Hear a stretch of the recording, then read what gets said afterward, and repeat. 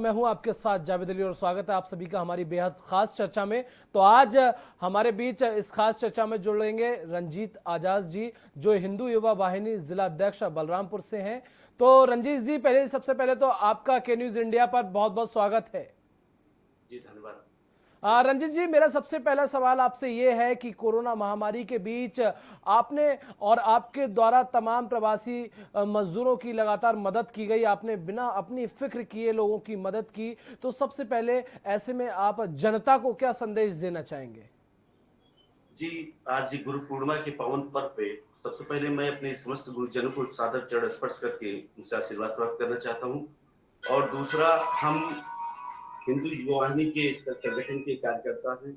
हम सभी लोग गुरु शिष्य की परंपरा को मानने वाले लोग। जी तो परम पूज्य महाराज जी जो सूबे के मुख्यमंत्री हैं जी और इस समय वो यहाँ देवी पाटन मंदिर के महंत जी के आशीर्वाद से हम लोगों ने अपने बलरामपुर जनपद में जो प्रवासी मजदूर थे, जो भी कोई भी पीड़ित थे, जो भी वैश्विक महामारी में जो भी पीड़ित था, हम सभी लोगों ने मिलकर, सभी कार्यकर्ताओं ने मिलकर घर घर जो भी मदद करने की जो भी हम लोगों ने भरसक प्रयास किया। क्योंकि सबसे बड़ी पूजा, सबसे बड़ी इबादत है कि लोगों की मदद करना। यही मैं चाहता हूँ कि लोगों की सभी लोग मिलकर कोऑपरेट करें। बिल्कुल रंजीत जी, चूंकि कोरोना काल चल रहा था और ऐसी महामारी में लोगों का घर से निकलना दूभर था, लेकिन फिर भी आपने ऐसे में इतना सराहनीय काम किया बिना अपनी फिक्र किए। और आपने बलरामपुर में ही नहीं बल्कि अन्य प्रदेशों में भी प्रवासी मजदूरों की लगातार मदद की, लगातार उनका सहयोग किया। इस पर आप क्या कुछ कहना चाहेंगे? जी, हमारे पास आंध्र प्रदेश, कर्नाटका, केरला, तमिलनाडु, मध्य प्रदेश से भी तमाम फोन आए।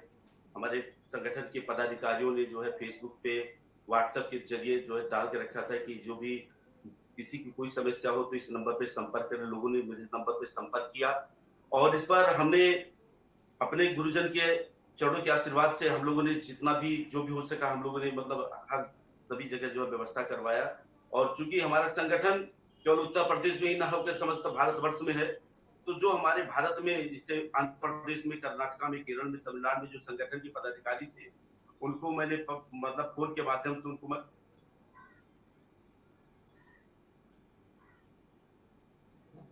जी जी जी, बिल्कुल रंजीत जी। और रंजीत जी, अगर ऐसे में बात की जाए, चूंकि कोरोना काल तो चल ही रहा था और ऐसे में आपने इतने सराहनीय काम किए हैं, जनता की दुआएं ली, और जो प्रवासी मजदूर आ रहे थे, भटके हुए थे, उन्हें समय पर खाना देना अपने आप में बहुत चुनौतीपूर्ण रहा कोरोना काल में। और ऐसे में बात की जाए, आपने अपने जिले में विकास के मुद्दे पर तमाम काम भी किए हैं, और इस पर आप क्या कहना चाहेंगे और आपका लोकल मुद्दा क्या है? जी जी जी जी। तो उस मैंने बताया आपसे जिस तरीके से मतलब जो है हिंदू जीवा वाहिनी, जो परम पूज्य महाराज जी योगी आदित्यनाथ जी गुरु जी के जो उसके संरक्षक है, जी जो पूरे भारतवर्ष में इनका संगठन है। और भारत में आंध्र प्रदेश, कर्नाटका, केरला, हर जगह इनके कार्यकर्ता पदाधिकारी हैं।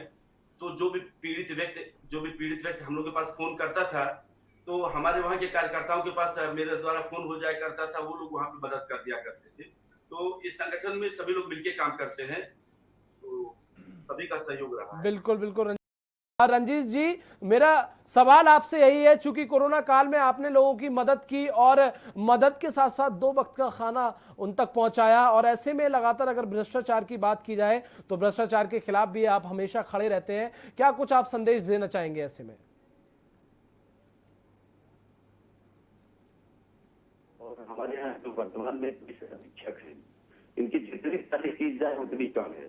लेकिन इससे पहले बीच में जो है थोड़ी दिक्कतें आई थी, जिस पर मुझे जो है भूख हड़ताल में बैठना पड़ा और तमाम तरीके से मुझे जो है ऐसा कुछ करना पड़ा।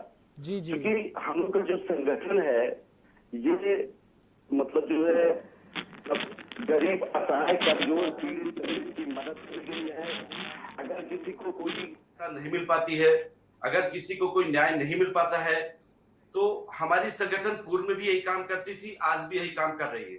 बिल्कुल तो बिल्कुल लिहाजा हमको इसके खिलाफ खड़ा होना पड़ता है। हमारी पूरी टीम साथ में खड़ी होती है।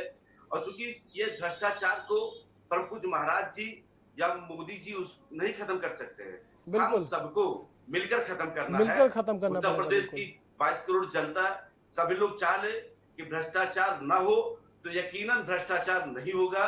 भ्रष्टाचार में अगर कोई भी अगर सरकार की जिम्मेवारी का दिलवाता है तो उसकी सरासर गलत है, क्योंकि जो है हम सब लोग जो है एक संविधान के दायरे में कोई भी भ्रष्ट अधिकारी है उसके खिलाफ धरने में बैठने का अधिकार रखते हैं।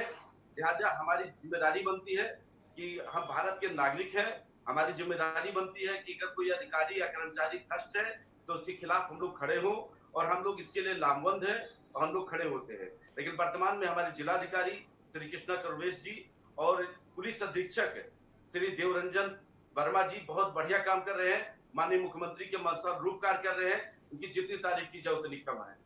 बिल्कुल रंजीत जी, अपने आप में बहुत बड़ी बात है और बहुत सराहनीय काम है जिस तरह से आपने लोगों की लगातार मदद करते आए हुए हैं। ऐसे में अगर बात की जाए उन लोगों के खिलाफ कुछ भी भ्रष्टाचार, कुछ भी करप्शन किया जाता है तो आप हमेशा बीच में दीवार बनकर खड़े हो जाते हैं, और बहुत अच्छा काम है क्योंकि मिलजुल कर ये काम करना चाहिए। अगर कोई भी परेशान होता है तो मिलजुल कर ही उसका सॉल्यूशन निकाला जाता है। ऐसे में बात की जाए, चूंकि आपकी सरकार भी थी, फिर भी आपने जो है भ्रष्टाचार के खिलाफ खड़े हुए और इसके साथ साथ आपने जो है भूख हड़ताल भी की। इस पर आप क्या कहना चाहेंगे? जी आवाज नहीं आ रही। चलिए रंजीत जी, हमसे ये खास चर्चा करने के लिए आपका बहुत बहुत शुक्रिया। तो ये थे हमारे साथ रंजीत आजाद जी, हिंदू युवा वाहिनी के जिला अध्यक्ष, जिन्होंने तमाम हमसे बातें की, अपने सराहनीय काम के बारे में बताया, बहुत कोरोना काल के संकट में प्रवासी लोगों की मदद की, उन्हें 2 वक्त का खाना पहुंचाया। और इसी के साथ इस खास पेशकश में बस इतना ही।